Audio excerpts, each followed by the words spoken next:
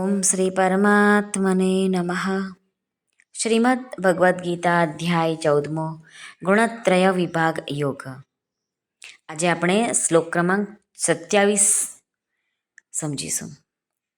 ઉપાસના તો કરે ભગવાનની અને પાત્ર બની જાય બ્રહ્મ પ્રાપ્તિનો. આ કેવી રીતે? આનો જવાબ આજના શ્લોકમાં ભગવાન આપે છે. તો ચાલો સૌપ્રથમ શ્લોક જોઈએ.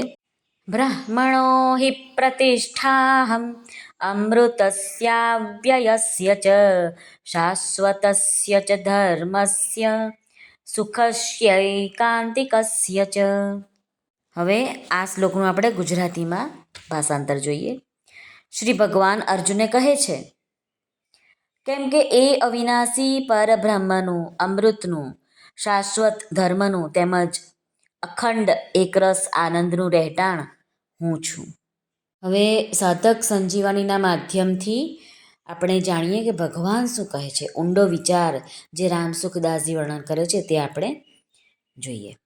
બ્રહ્મણો હિ પ્રતિષ્ઠાહમ, હું બ્રહ્મની પ્રતિષ્ઠા અને આશ્રય છું. એમ કહેવાનો અર્થ એ જ છે કે બ્રહ્મ સાથે પોતાની અભિન્નતા બતાવવાનું છે.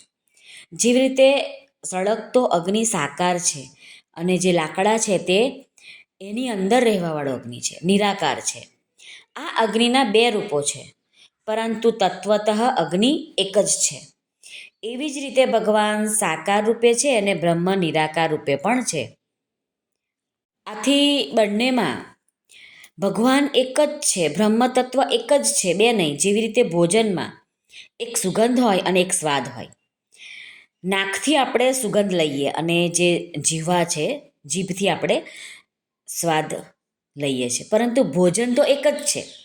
તેવી જ રીતે જ્ઞાનની દ્રષ્ટિએ બ્રહ્મ છે અને ભક્તિની દ્રષ્ટિએ ભગવાન છે, પરંતુ તત્વતઃ ભગવાન અને બ્રહ્મ એક જ છે.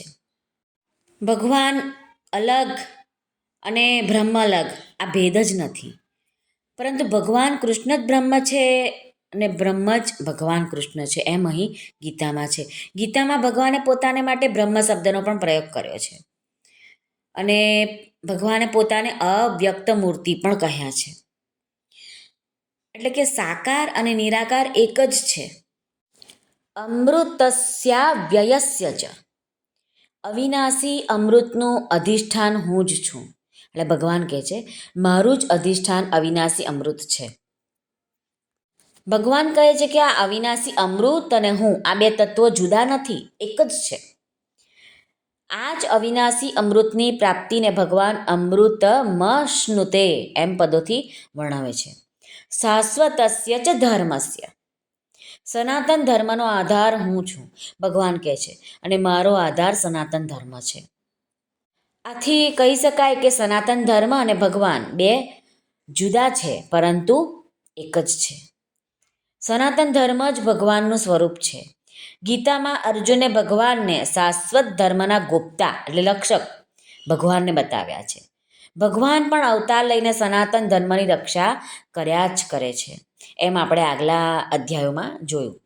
સુખસ્ય એકાંતિકસ્ય ચ, એકાંતિક સુખનો આધાર ભગવાન છે અને ભગવાનનો આધાર એકાંતિક સુખ છે.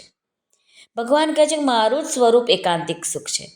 ભગવાને આ જ એકાંતિક સુખને અક્ષય સુખ, આત્યંતિક સુખ અને અત્યંત સુખ એવા નામથી વર્ણવ્યું છે.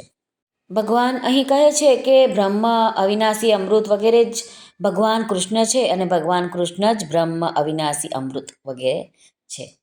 બ્રહ્મ કહો ચાહે કૃષ્ણ કહો અને કૃષ્ણ કહો ચાહે બ્રહ્મ કહો, અવિનાશી અમૃત કહો કે પછી કૃષ્ણ કહો અને કૃષ્ણ કહો કે પછી અવિનાશી અમૃત કહો, શાશ્વત ધર્મ કહો કે કૃષ્ણ કહો અને કૃષ્ણ કહો કે શાશ્વત ધર્મ કહો, એકાંતિક સુખ કે પછી કૃષ્ણ અને કૃષ્ણ કે એકાંતિક સુખ, એક જ વાત છે.